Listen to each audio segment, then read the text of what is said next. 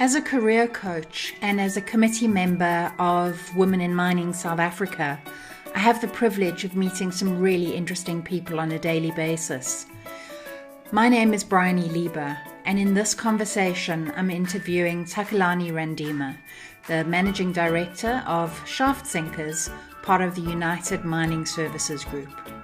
We talk about how Takalani got into the mining industry, the concept of leaving your degree at the door and learning from everybody along the way, embracing knowing nothing, building strong networks and relationships, and understanding the full spectrum of the mining industry and mining as a business.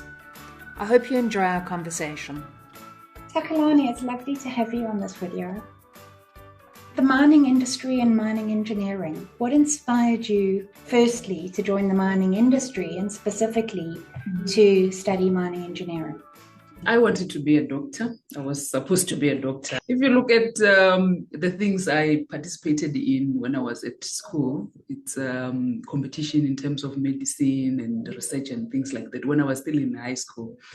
And then when I was in grade 12, I realized that everyone wanted to be a doctor. Okay. That's when I said, you know what, I need to be different. So that's when I chose mining. I didn't know anything about mining. My family... No family in the mining industry? No family in the mining industry. And I would imagine when you were studying, mining engineering was something completely different, especially for women. Yes, it was. I remember at university, they showed us a video and say, is this what you wanted? Then I started thinking, wow, is this what I want? And then my sponsor, which was Harmony then, they took us underground, and when we came out, they said, before you sign your contract, are you sure this is what you want?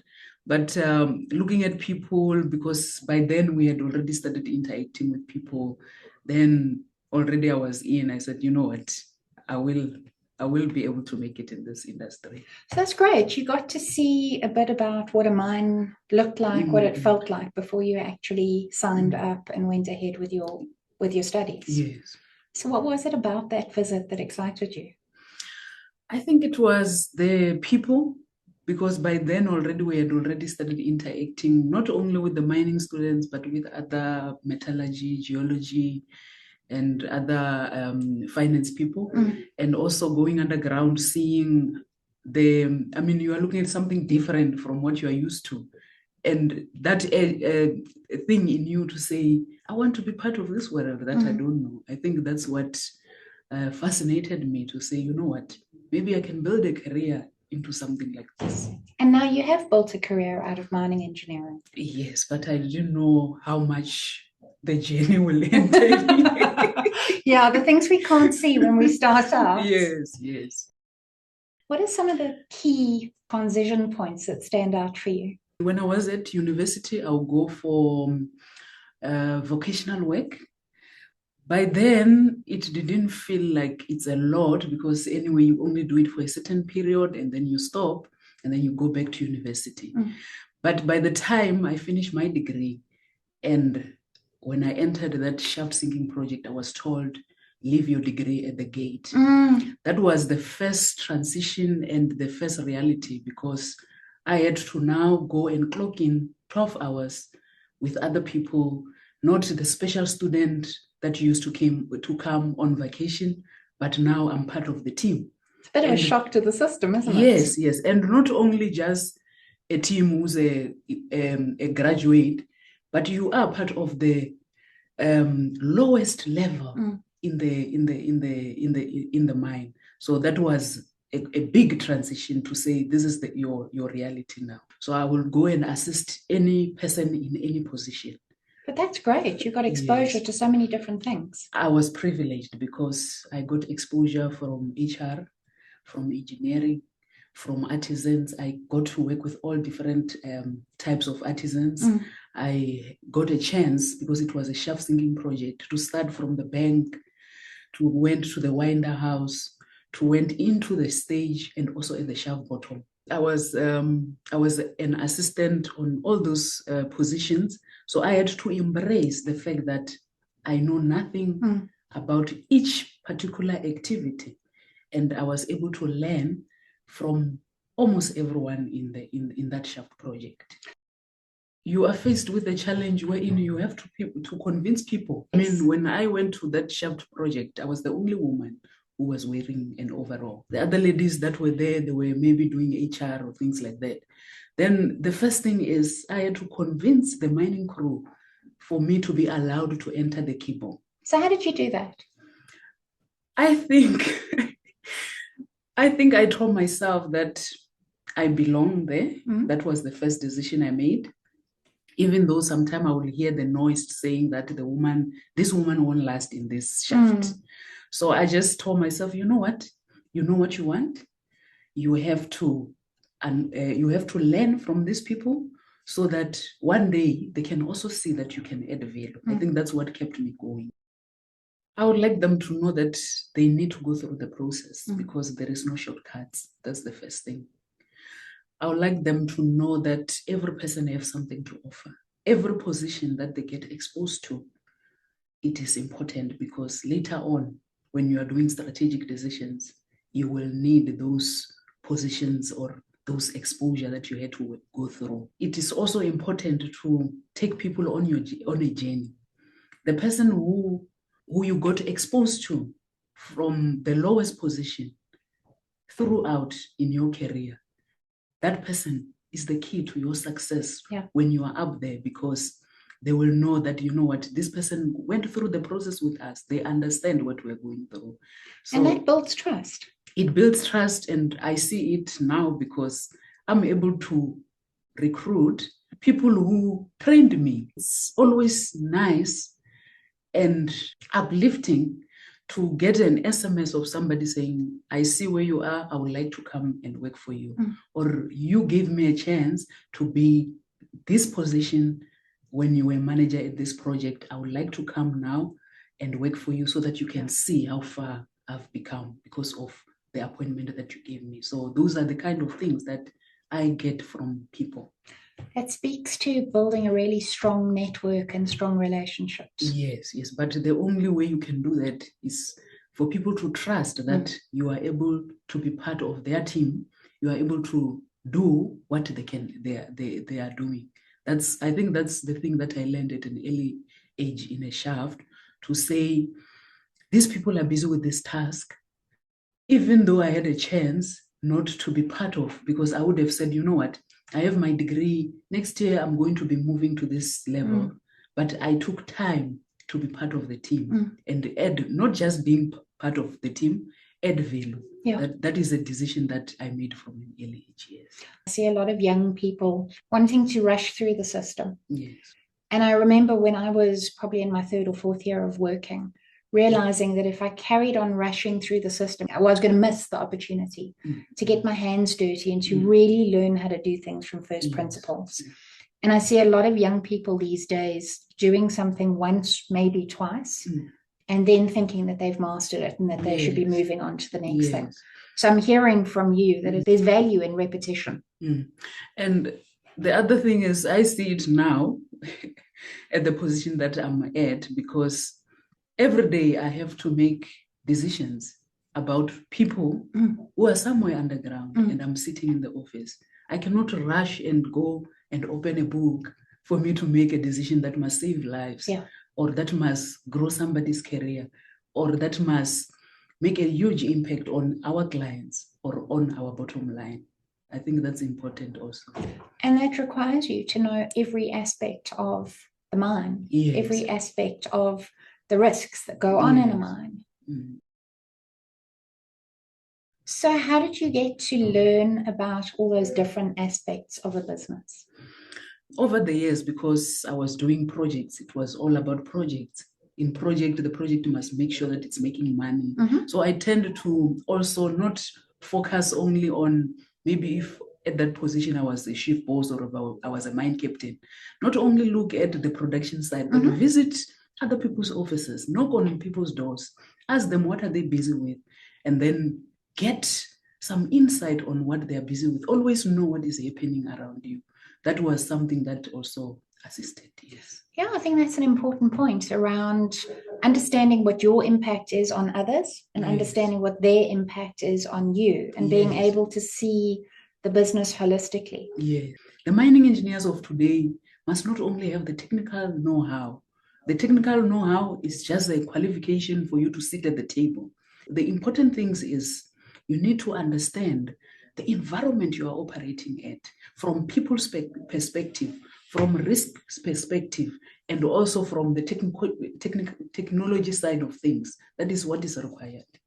So did you intentionally seek out exposure to all of these different aspects, or did it happen by luck? If you look at my career, I was privileged to move at an early age to contracting, to contractors. So I was exposed to understanding in terms of what is a client, what makes a project, and also I had the privilege to be exposed to executive at an early age before I could sit at an executive position. I had the privilege to be trained to executive, even though I was not sitting at the executive table. So that was something also that contributed. Takalani, what would you say the qualities of a great mining engineer would be? I'm not going to dwell on the technical side of things, because for you to be called a mining engineer, you must have your degree and all that. It is important for you to do your tickets. Most engineers, they think by doing a mine manager's ticket, then they are on top of their game. I think it's also important to do your practical side, which is your mine captain, because it also gives you that technical know-how. The other thing is looking at the industry now and how it has evolved. It is important also to focus, to understand the environment, looking at the fact that there's a lot of people, a lot of stakeholders involved, the shareholders, the communities that you operate at, and also the people that you must lead, because by being an engineer, it's not only to get the production out, you must also grow your people and also grow the communities that your mine is operating at. I think, and also the technology side of things, you need to understand what technology can be used to make people work safely, what technology can be used to optimize your operations. So it is also important to understand those aspects. Sometimes these aren't things that you learn unless you're quite intentional about seeking out the opportunities to go beyond the scope of your immediate job. And I guess what I want to ask you is how intentional you were in actively seeking out opportunities to engage with communities, opportunities to engage with people across the business, and understand your impact on them and their impact on you. It has to do with the passion also, to love what you do. And you can only love what you do if you understand what is happening around you. If you look at the projects that we work in, from maybe you coming in as a graduate, there's a lot of factors that makes a project. I mean, if you're opening a mine, we open mines for mining houses. We sink shafts for mining houses. When we are doing that, there's a lot of stakeholders involved. There's a lot of competent professional people involved. I think I developed the interest to know what the next person is doing and how does it impact to the vision of all the stakeholders that are involved. So in that interest, I managed to not only focus on my job, but have interest on what other departments are doing. What is required by the community in terms of the project that we are executing? What is the shareholders interested in? If the shareholders are interested in zero harm or in environmental aspects of things, I made sure that I understand those requirements. It requires kind of broad curiosity in other people and other things, doesn't it? Yes, it does. That's why I'm able to, that is one thing that throughout my career, I managed to be able to acquire skills wherein I can relate to almost any person. I've matured enough to be able to walk into a mine and be able to talk to senior people in the mines because of the exposure that I went through. I think that is a privilege that not all people have. You know, not all mining engineers can be the managing director of an organization. It's a completely different skill set. Yes. And I think that's what I want to talk about next, is that transition from being operational and technical into a position where you are needing to be more strategic. How did you navigate that transition?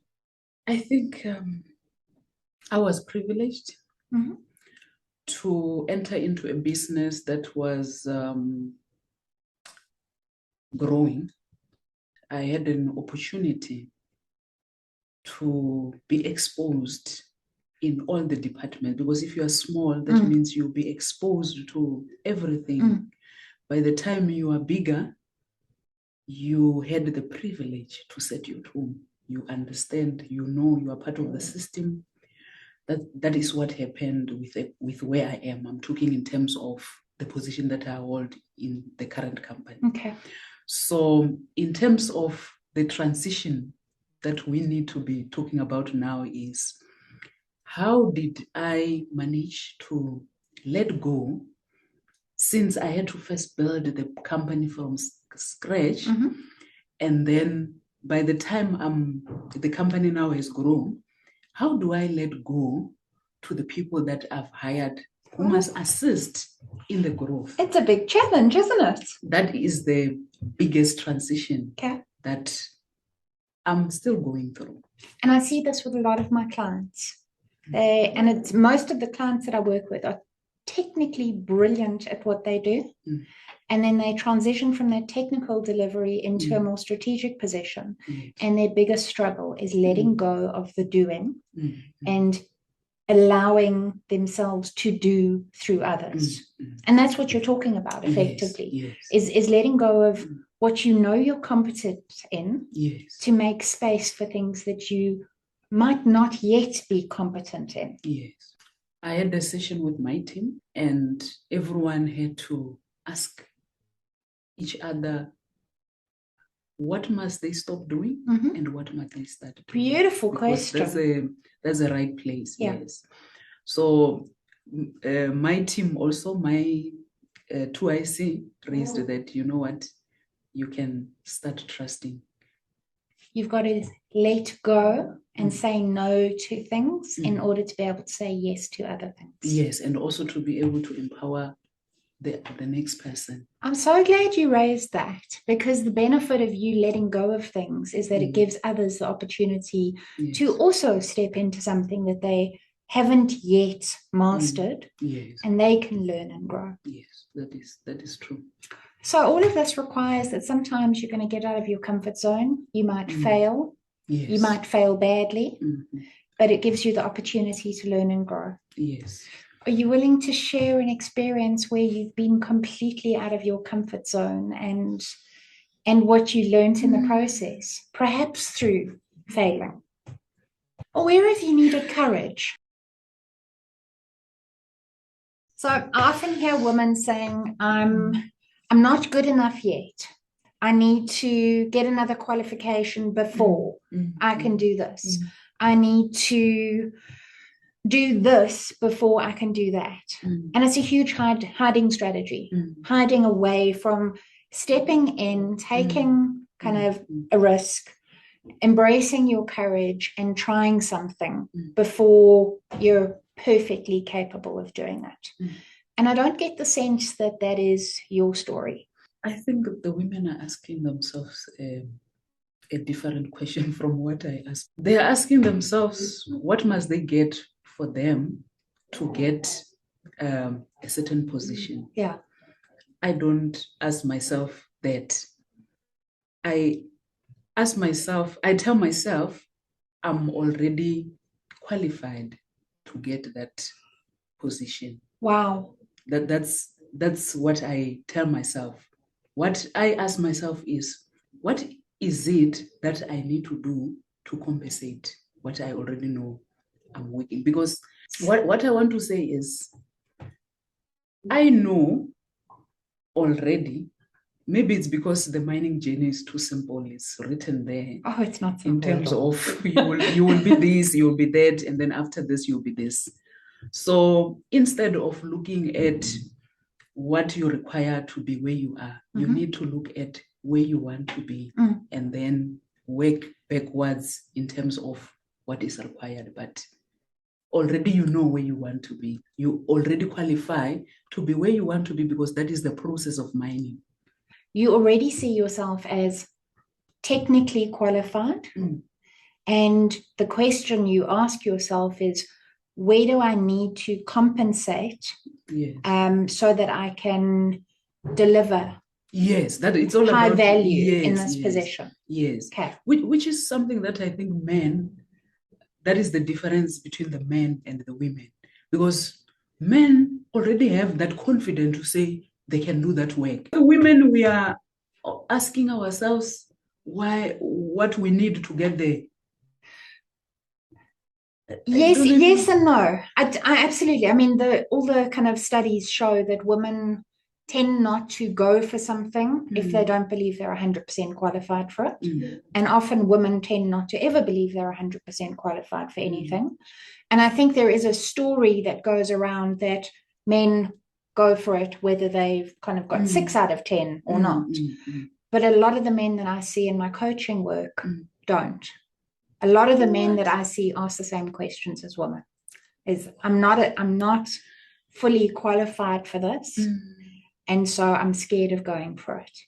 And I think this is, for me, this is an important point, because I think as women we perpetuate these stories that men go for everything, that men are more confident at work than women, that men have better networks, that men are better.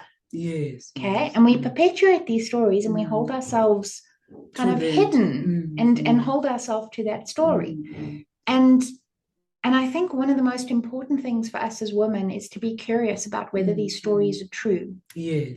And to write our own stories. And what I really liked about what you said just now is, you don't ask yourself, am I good enough? Am I qualified enough? That is your base, is I am qualified enough. I am good enough. And there are other things that I can do to complement that and be even better. And I think that is because of the journey that I went through. But when I started in a project where it's a shaft and it's men only, there was that thing that, you know what, this person is going to take her bags and run away anytime from now. That thing created not only the thing to say I can make it, but the love of mining, of sinking. So that's why the interest in learning developed, and also the interest in people to know, what is this person doing? How do I do this better than this person? What did this person do to be able to qualify to work as this person? So that's where the interest developed. So it sounds to me like you've looked at everything as an opportunity to learn, and that situations and contexts and people have been your mentor by virtue of the fact that you've looked intentionally for what can I learn from this person and that person, whether they're formally a mentor or not. What's the advice that you would give your 20 years younger version of yourself? I think I will tell myself that it's okay to have a bad day in the office, which is something that when you are at university, nobody really tells you that you will have bad days, you will have challenges.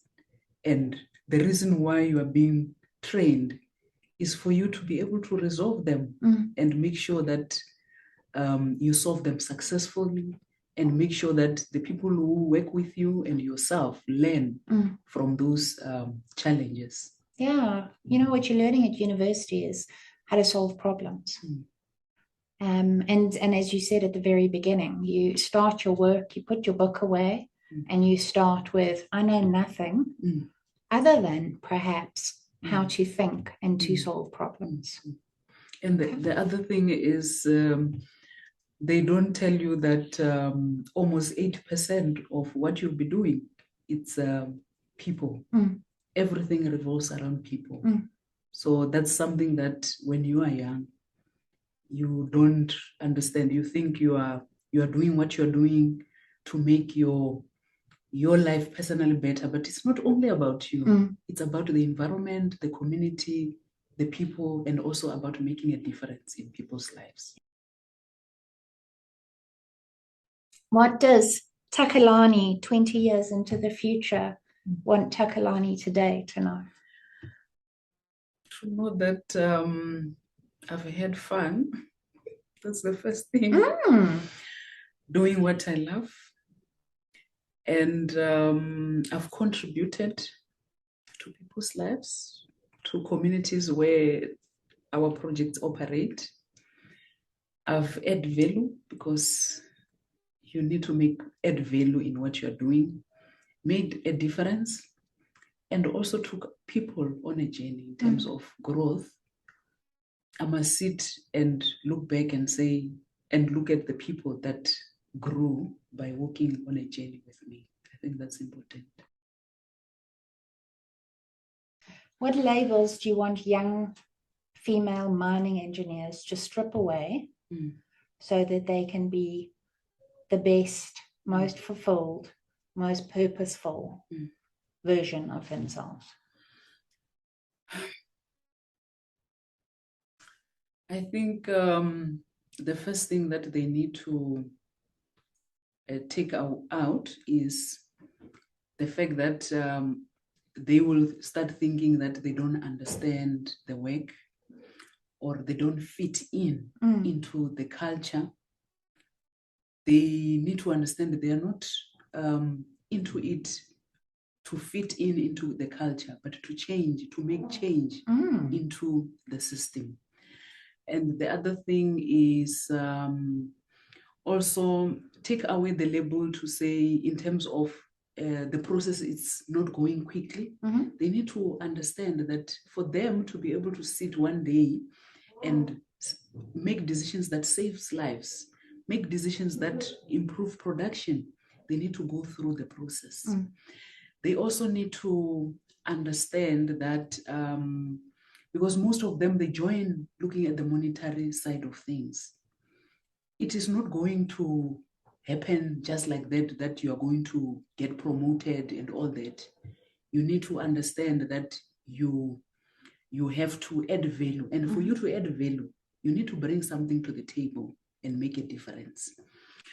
It is important for graduates to understand that they need to balance their production side of things with their learning side of things. You cannot just finish your degree and then you say, now you pack everything and you hit the faces to blast. You need to make sure that you understand where you want to be 10 years from now so that you can work towards that. You need to have a plan. You need to have mentors to carry you there. I love that point. You cannot go on a journey alone. You need people that must guide you. You need people that will allow you to stand in a mirror or in front of a mirror and reflect the reality. So that the mentorship side is very, very important. The other mistake that I see that graduates do, which I also did at an early stage of my career, is to think that where you are working is the only mining area, is the only area where mining activities are happening. There's a lot of mining networks around us. You need to participate in those networks. You need to make sure that you understand what is happening in other mining. Not that I'm saying you need to go and join other mining. Sure, but you need to understand the bigger industry and the trends. Yes, that is very, very important. And the other thing is, especially to the ladies, to be able to understand that just because you are a lady doesn't make you are not part of the team and you are not bringing something to the table. It's important to know that you are where you are because you qualified to be where you are. Nobody made a favor for you to sit at that table. That is very, very critical. It's coming through loud and clear to me that being a mining engineer is not about rocks, blasting and pulling ore out of the ground. Those things are part of it. Yes.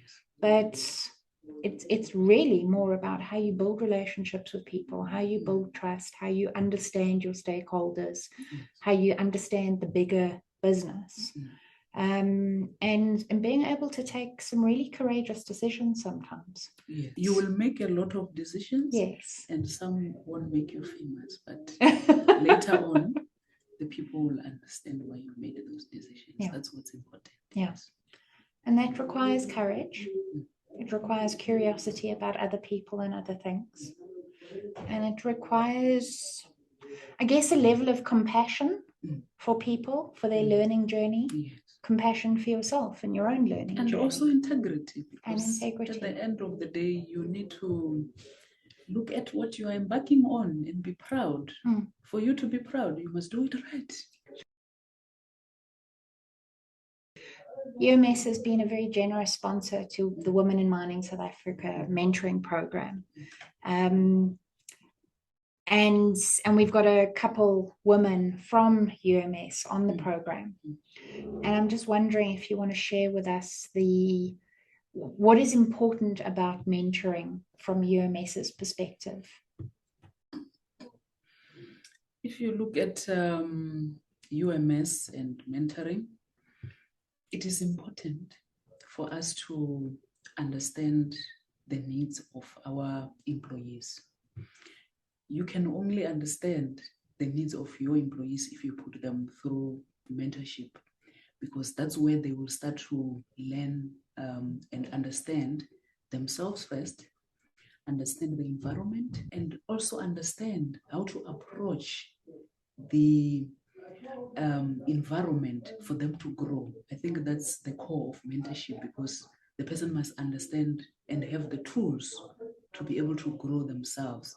But if we don't expose them to mentorship, that means they won't be able to have an opportunity to look from or to be guided for them to be able to make decisions that allow their growth. So it's like a catalyst, because it gives somebody, it assists somebody to nurture their growth by giving them tools, by giving them support.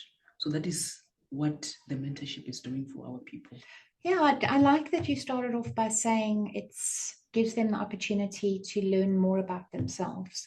Yes. And I think that really is what we're seeing through the mentoring program. Yes. Is every month the mentees are coming away knowing more about how they think, how they see the world, how they engage with the world, how they relate to themselves and to others, where they struggle with things, what that kind of internal critic kind of holds them back from, and how to quieten it down. Yes. They're learning about kind of their skills in networking and building relationships with others. And I really think what they're also learning is that they're not just there as mentees, they're there as mentors to each other. Yes. And that for me has been the most important thing to see, is how over the space of about 6 months, they're starting to build relationships with each other. They're starting to build their own personal kind of mentoring group. Yes, which is important. Yeah. Because if you look in one's career, the people that you are interacting with today, those people are the people that you will be doing business, making business decisions with in 5 years' time. Absolutely. That's something that I realized also. The other thing that with the mentorship, what it assists the mentee with is because now they understand themselves, they also now have the skill, because they have exposure. They understand why certain decisions are made in the company that impacts them. So that is also important, because they are able to not just focusing on themselves, but also look at the decisions that are made and why were they made that impacts them. In terms of what we are seeing on our mentees as UMS is they are starting to ask themselves questions. Where do I want to be? And how do I get there? So it is interesting because some of the mentees that are inside the program, they walk into the office, they ask, which course must I do if I want to make sure that by next year I'm starting to focus on these skills? So that for us, it adds value, because it simply say we have not only people who are willing to grow, but we have people who are interested in our business because they are willing to learn what the business is all about. That is important. That's great. It sounds like it's opened their eyes to their responsibility and their learning. Yes. And we can't wait to see the value that they are going to add in the future. Me too. Takalani, thank you so much for joining me in this conversation. I've enjoyed your insights and I really appreciate your time. And I think the one thing that I'm taking from this is that it's important to not just see yourself as a kind of a collection of qualifications or your profession. It's important not to label yourself as a mining engineer or a this or a that, but rather to have a much bigger picture view and ultimately to see the connections between what you do, what other people do, and what the business and the industry are about, so that at the end of the day, you are making the biggest impact you possibly can, and impacting on the lives of people in a positive way. Yes, that is very critical. And I think it's important for all the mining engineers out there to start asking themselves, why do I do what I do? If they're able to answer that, then they will be able to add more value than what they're currently doing. That's a very powerful question.